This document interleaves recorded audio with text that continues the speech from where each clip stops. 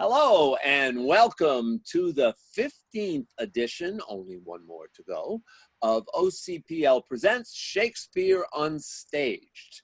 And that fellow behind me is really the epitome of Scrooge from a show that we did 3 years ago, which is entitled Scrooge Meets Shakespeare's Ghosts. So we took the story, the Dickens story, and stayed pretty true to the dialogue. I stole most of the dialogue, but we enhanced it by making songs, hymns that the characters did in their voices that advanced the plot and that the audience could sing along with because the lyrics were in the playbill.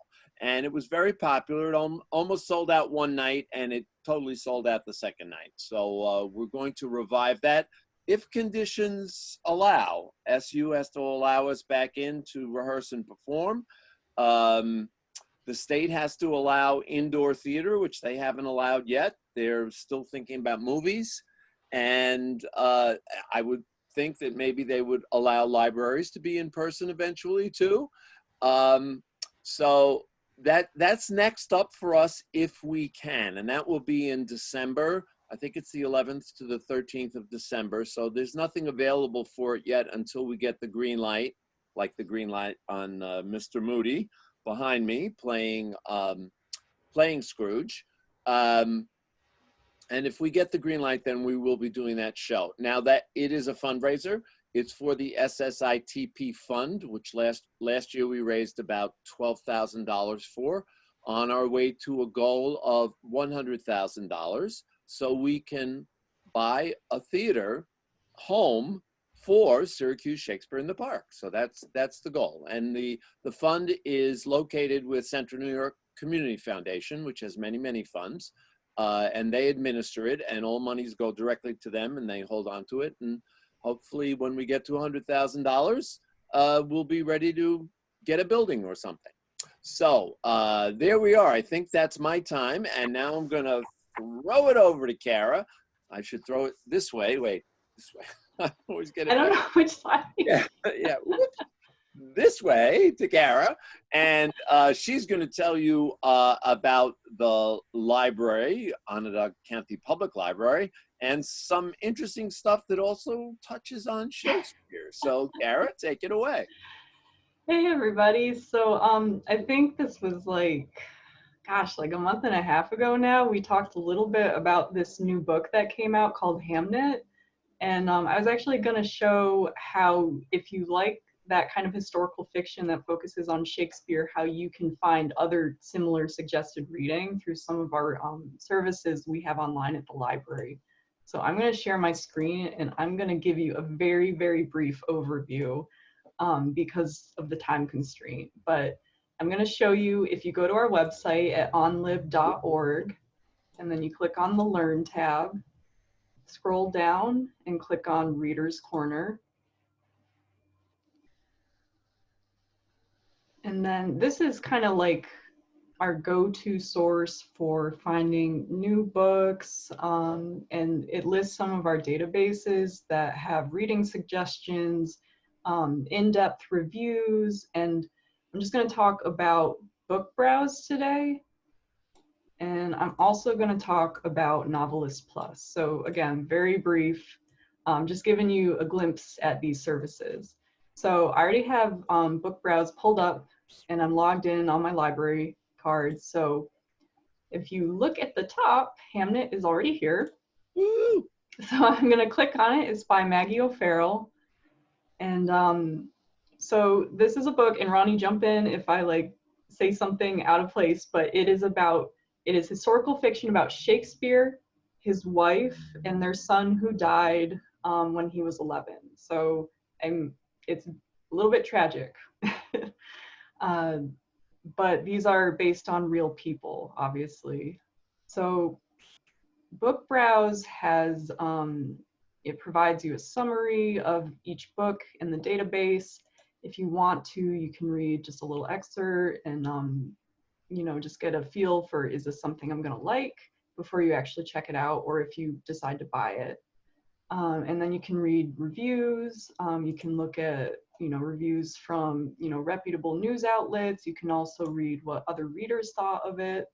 And the nice thing about Book Browse is that it gives you a little bit of historical context behind some of these books and a little bit of background about, like the events surrounding it, just the history that went into it. And also, if you keep scrolling down, you'll see that they have some read-alikes. So if you've already read Hamlet, which would be impressive because it came out recently, so you can try to find something similar. So if you click on see all read-alikes for Hamlet, you'll see that there's a lot of suggested reading. So it's just a great resource if you're trying to find your next read and you're not sure where to go. So that is Book Browse, and you do need to log in to see with your library card to see some of these more in-depth lists. So the next thing I'm going to talk about just really briefly is Novelist Plus. So Novelist Plus is similar to Book Browse, but it's more for pulling like really specific themes and finding other books with similar themes. So I'm going to pull up Hamlet really quick.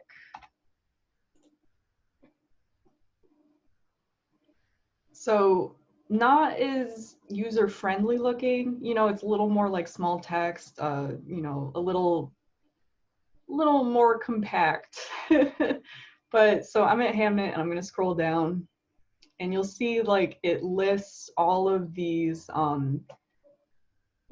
tags that you can click on to find similar readings. So if you wanted more about Shakespeare and you wanted more historical fiction, you could click those two things. You could pick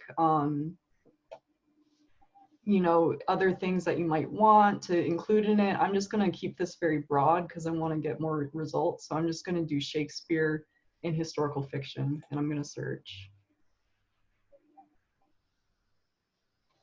And then you'll see that you get, these are different suggested reading than Book Browse, but if you want to try to go more in depth, Novelist Plus is a really great resource for that. So you can pull out tons of different themes. You can find very specific books. It's really great if you're a picky reader. So I think that's about it. It's a brief overview, but I definitely encourage you to check it out because there's just so much you can do on these services. So that is my library update. Very cool. Thank you, Cara. That's Yep. great. Let's move on to our dramatic pieces. We're going to start off with Anne Childress, and she is doing a piece from The Winter's Tale, Act 3, Scene 2. The character is Paulina, and I'm calling it What Studied Torments, Tyrant. Anne, it's all yours. What studied torments, tyrant, hast for me?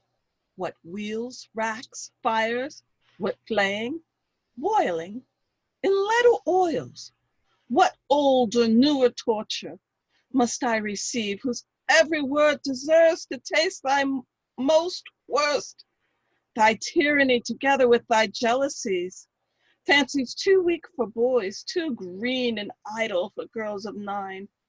Oh, think what they have done, and then run mad indeed, stark mad, for all thy bygone fooleries were but spices of it. That thou betrayest Polixenes, 'twas nothing, that did but show thee of a fool, inconstant and damnable and grateful. Nor was it much, thou would have poisoned good Camillo's honor, to have him kill a king. Poor trespasses, more monstrous stand by. Reckon of I, the casting forth to crows thy baby daughter, to be or none or little, though a devil would have shed water out of fire, ere don't. Nor is it directly laid to thee, the death of the young prince, whose honorable thoughts high for one so tender, cleft the heart, that could conceive a gross and foolish sire, blemished his gracious dam. This is not, no, laid to thy answer, but the last. O Lord, When I have said, cry woe, the queen, the sweetest, dearest creature dead, and vengeance for it, not dropped down yet. Woohoo! Thank you, Anne, for kicking it off. And now we're going to move on to a sonnet, number 23. And this is me doing an original song that I wrote 30 plus years ago. So sometimes these things take a while to germinate. And I'm going to do this one without any accompaniment. Next week, I'm going to do one with the accompaniment of Peter Allen. So here it is, sonnet number 23, As an Unperfect Actor on the Stage.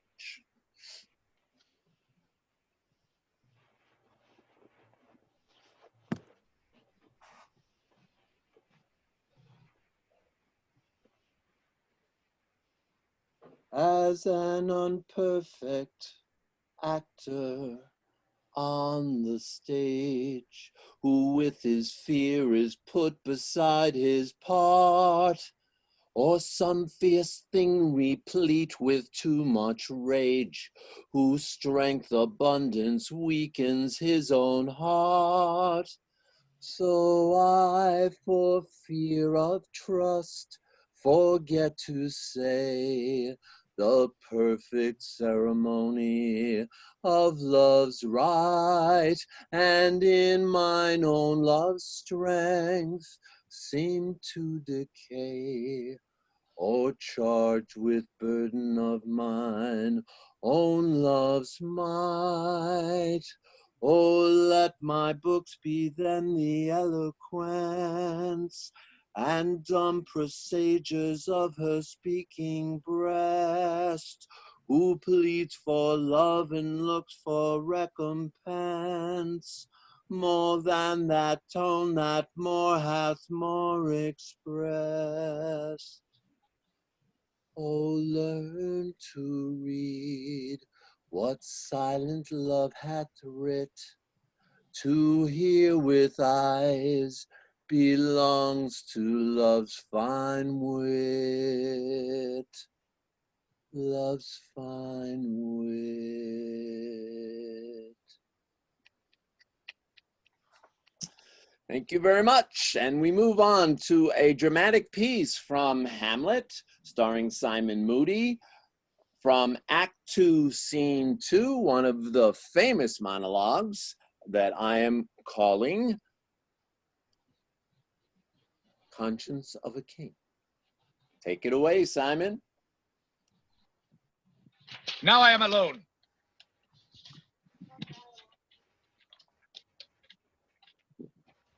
Oh, what a rogue and peasant slave am I.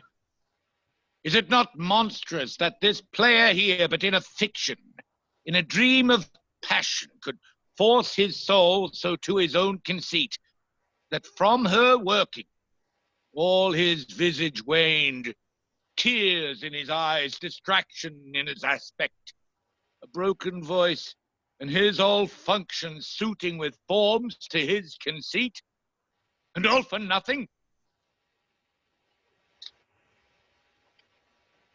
For Hecuba, what Hecuba to him, or he to Hecuba, that he should weep for her? What would he do had he the motive and the cue for passion that I have? He would drown the stage with tears and cleave the general ear with horrid speech, make mad the guilty and appall the free, confound the ignorant, and amaze indeed the very faculties of eyes and ears. Yet I, a dully and muddy mettled rascal, peak like a John of Dreams, unpregnant of my cause, and can say nothing. No, not for a king, upon whose property and most dear life a damned defeat was made. Am I a coward? Who calls me villain, and breaks my pate across, plucks off my beard and blows it in my face, tweaks me by the nose, gives me the lie of the throat as deep as to the lungs? Who does me this? Ha! Swoons I should take it, For it cannot be but I'm a pigeon liver, lack gall to make oppression bitter, or ere this I should have fatted all the region kites with this slave's offal. Bloody, bawdy villain, remorseless, treacherous, lecherous, kindless villain, oh, vengeance! Why, what an ass am I! This is most brave, that I, the son of a dear father, murdered, prompted to my revenge by heaven and hell, most like a whore, unpack my heart with words and fall a-cursing like a very drab, a scullion. Fire upon it, folk! But my brain... I have heard that guilty creatures sitting at a play have by the very cunning of the scene been struck so to the soul that presently they have proclaimed their malefactions. For Mirtha, though it hath no tongue, will speak with most miraculous organ. I'll have these players play something like the murder of my father before mine uncle. I'll observe his looks. I'll tempt him to the quick. If he but blench, I know my course. The spirit that I have seen may be a devil, and the devil hath power to assume a pleasing shape, yea, and perhaps out of my weakness and my melancholy, as he is very potent with such spirits, abuses me to damn me. I'll have more grounds, more relative than this. The play's the thing, wherein I'll catch the conscience of the king. Woohoo! Way to go, Simon.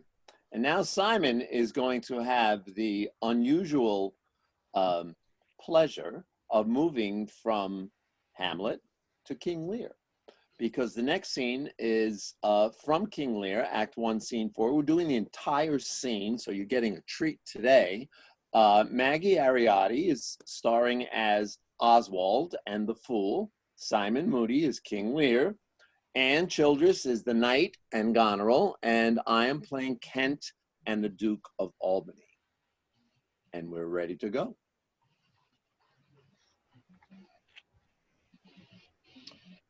If but as well I other accents borrow, that can my speech diffuse, my good intent may carry through itself to that full issue for which I raised my likeness. Now, banished Kent, if thou canst serve where thou dost stand condemned, so may it come. Thy master, whom thou lovest, shall find thee full of labors. Let me not stay a jot for dinner. Go get it ready. Now, what art thou? A man, sir. What dost thou profess? What wouldst thou with us? I do profess to be no less than I seem, to serve him truly that will put me in trust, to love him that is honest, to converse with him that is wise, and says little, to fear judgment, to fight when I cannot choose, and to eat no fish. What art thou? A very honest-hearted fellow, and as poor as the king. If thou beest as poor for a subject as he's for a king, thou art poor enough. What wouldst thou? Service. Who wouldst thou serve? You? Dost thou know me, fellow? No, sir, but you have that in your countenance which I would fain call massacre. What's that? Authority. And what services canst thou do?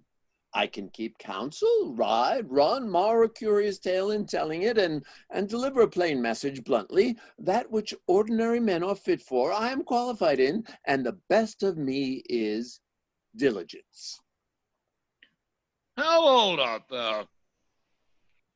Not so young, sir, to love a woman for singing, nor so old to dote on her for anything. I have years on my back, 48.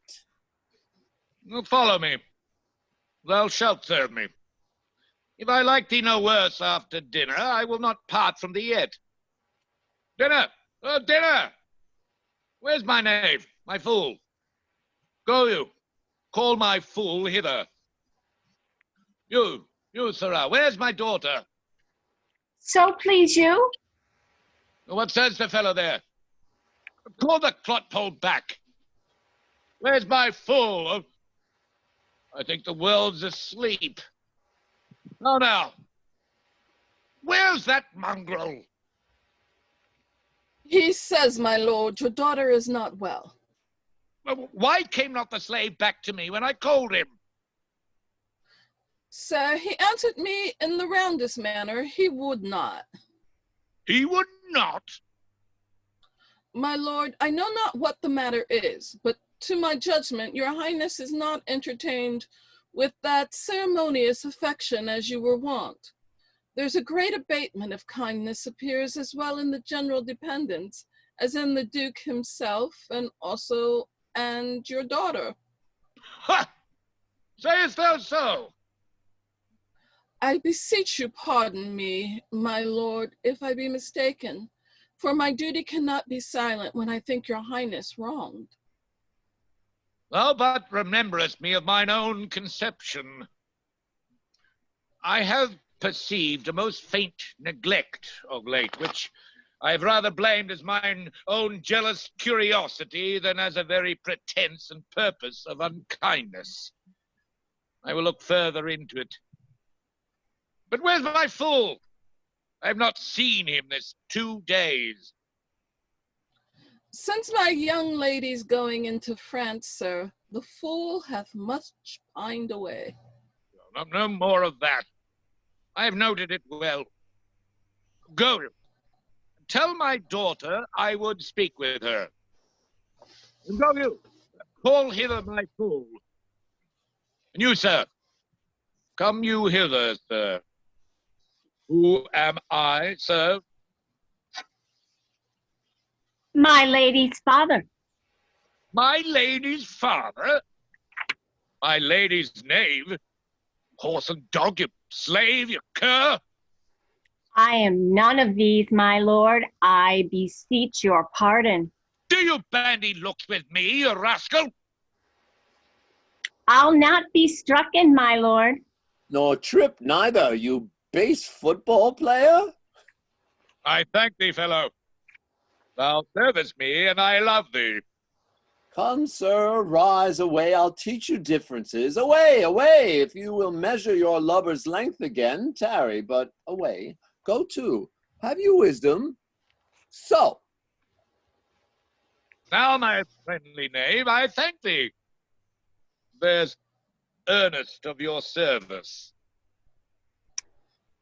Let me hire him too. Here's my coxcomb.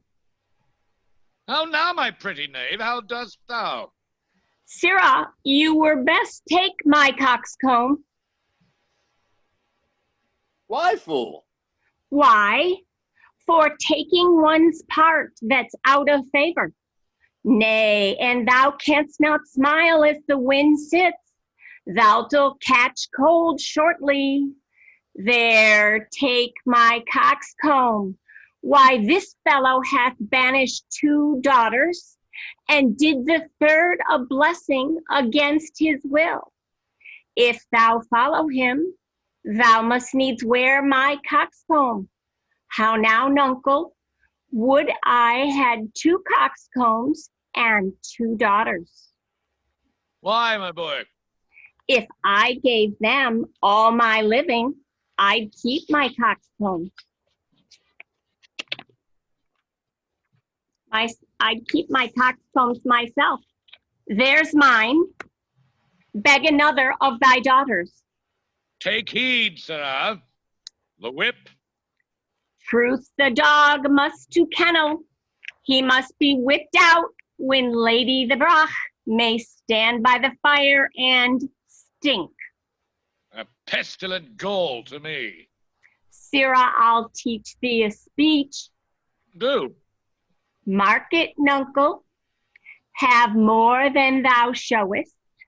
Speak less than thou knowest. Lend less than thou owest, ride more than thou goest, learn more than thou trowest, and set less than thou throwest.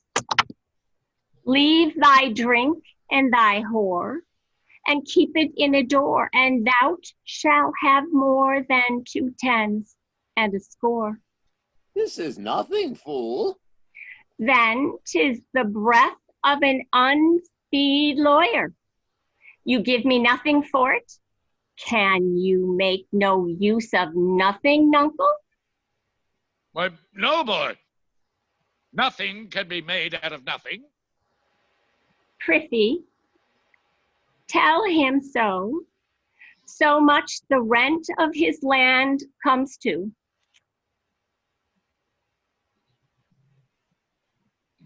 He will not believe a fool. A bitter fool. Dost thou know the difference, my boy, between a bitter fool and a sweet fool? No, lad. Teach me. That lord that counseled thee to give away thy land, come place him here, stand by me, and do thou for him stand. The sweet and the bitter fool will presently appear. The one in motley here, the other found out there. Dost thou call me fool, boy?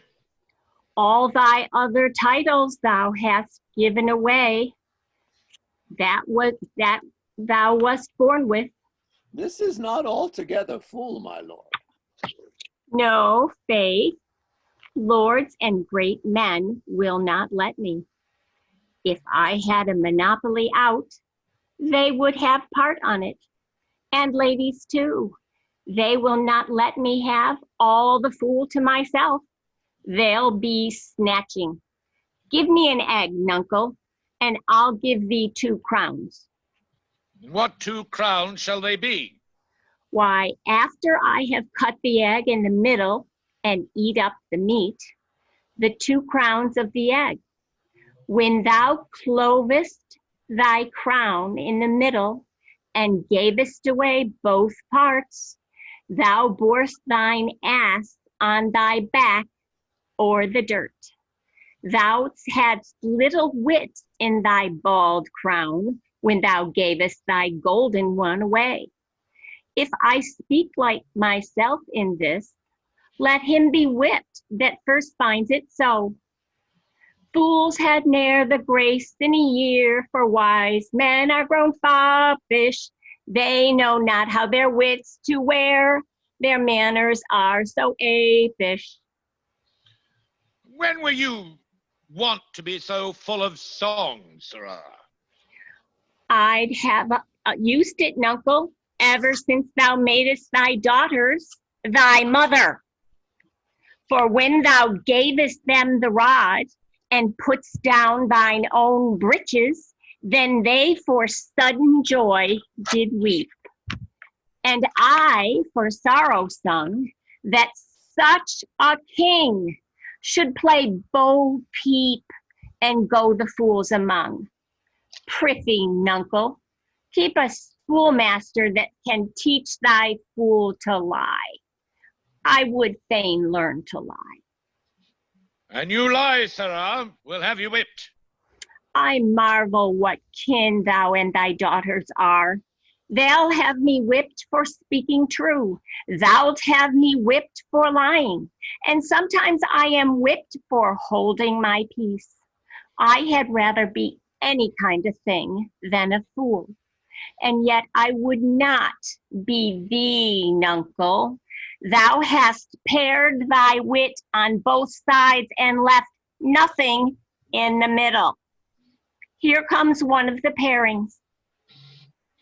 Now, daughter, what makes that frontlet on? Methinks you are too much elate i' the frown.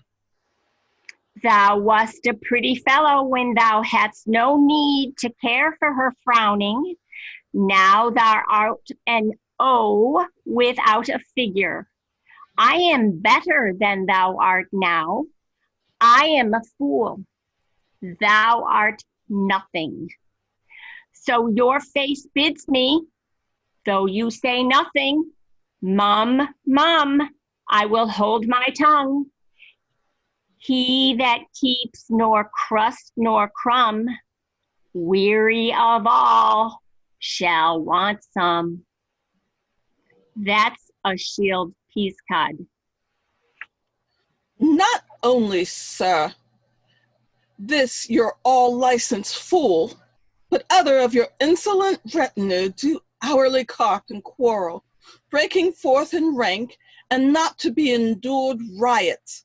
Sir, I had thought by making this well known unto you, to have found a safe redress, but now grow fearful by what yourself too late have spoke and done, that you protect this course, and put it on by your allowance, which if you would, the fault would not scape censure, nor the redresses sleep, which in the tender of a wholesome weal might in their working do you that offense, which else were shame, that then necessity must call discreet proceeding.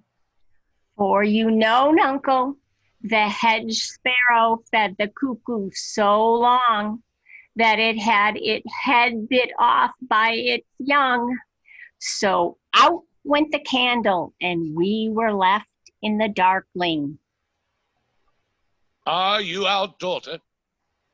Come, sir, I would you make use of that good wisdom whereof I know you are fraught, and put away those dispositions that of late transform you from what you rightly are. May not an ass know when the cart draws the horse? Whoop, joke. I love thee. Doth any here know me? This is not Lear. Doth Lear walk thus? Speak thus? Where are his eyes? Either his notion weakings, his discernings are lethargy, waking. 'Tis not so. Who is it that can tell me who I am? Lear's shadow. I would learn that.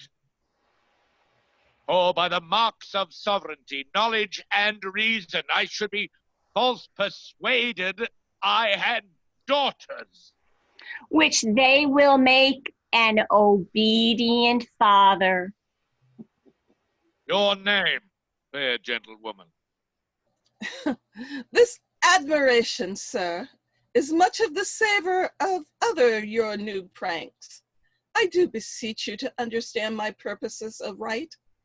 As you are old and reverend, you should be wise.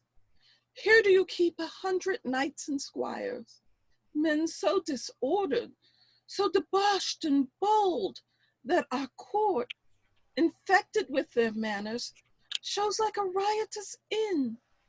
Epicurism and lust make it more like a tavern or a brothel than a graced palace. The shame itself does speak for instant remedy.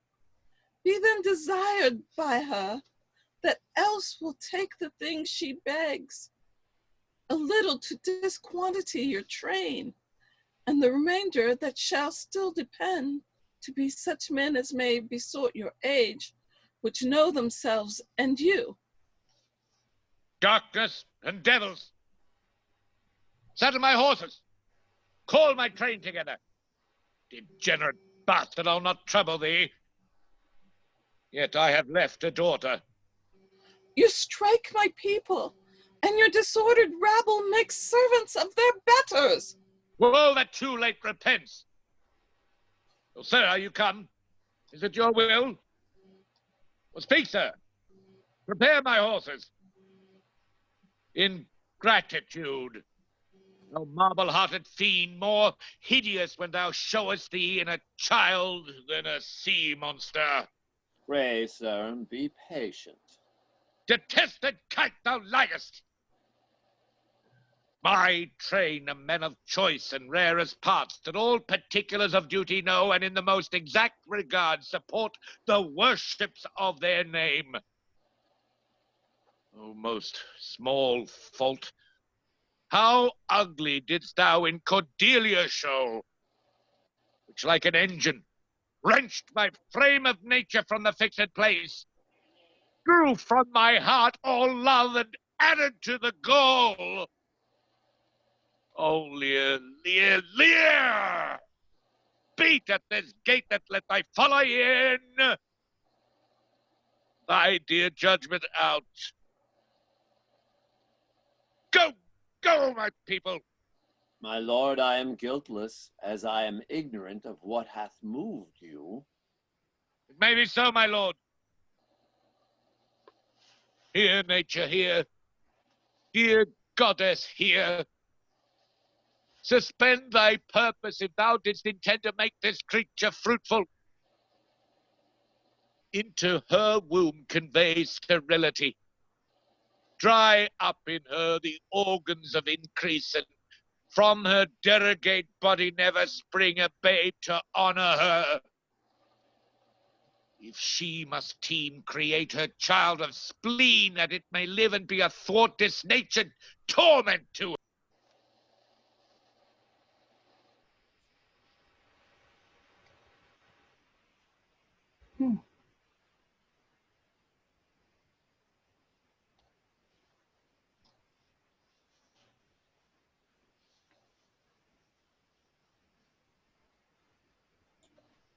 I'm attempting to unmute Simon, but I am not having luck. Now, gods that we adore, whereof come this? Never afflict yourself to know the cause, but let his disposition have that scope that dotage gives it. What? 50 of my followers at a clap within a fortnight? What's the matter, sir? I'll tell thee. Life and death. I am ashamed that thou hast power to shake my manhood thus. That these hot tears which break from me perforce should make thee worth them. Blast and fog upon thee. The untending woundings of a father's curse pierce every sense about thee. Old fond eyes, beweep this cause again. I'll pluck ye out and cast you with the waters that you lose to temper clay. Yea, is it come to this? Let it be so. Yet have I left a daughter, who I am sure is kind and comfortable. When she shall hear this of thee, with her nails shall flay the wolfish visage. Thou shalt find that I'll resume the shape which thou dost think I have cast off forever. Thou shalt. I warrant thee. Do you mark that, my lord? I cannot be so partial, Goneril, to the great love I bear. Pray you content. What, Oswald Ho? You, sir, more knave than fool, after your master. Nuncle Lear, Nuncle Lear, tarry, take the fool with thee. A fox when one has caught her, and such a daughter should sure to the slaughter. If my cap would buy a halter, so the fool follows after. This man hath had good counsel 100 nights. 'Tis politic and safe to let him keep at point 100 nights. Yes, that on every dream, every buzz, each fancy, each complaint, dislike, he may enguard his dotage with their powers, and hold our lives in mercy. Oswald, I say. Well, you may fear too far. Safer than trust too far. Let me still take away the harms I fear, not fear to still to be taken. I know his heart. What he hath uttered, I have writ my sister. If she sustain him in his 100 nights, when I have showed the unfitness. How now, Oswald? What have you writ? Have you writ that letter to my sister? Yes, madam. Take you some company and await a horse.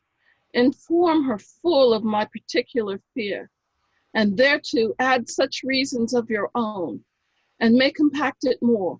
Get you gone, and hasten your return. No, no, my lord, this milky gentleness and course of yours, though I condemn it not, yet under pardon, you are much more at task for want of wisdom than praised for harmful mildness. How far your eyes may pierce, I cannot tell. Striving to be better, oft we mar what's well. Nay then. Well, well, the event. Woo! We made it! So that's the end of this week's show. A little bit overtime, but it was worth every second, wasn't it? And make sure you tune in next week for our final show of this season. And that will be show number 16. We're going to have a little party and we'll have a good time. Maybe we'll give you a little cake. Who knows? And so that's it. So, wave bye-bye. Bye.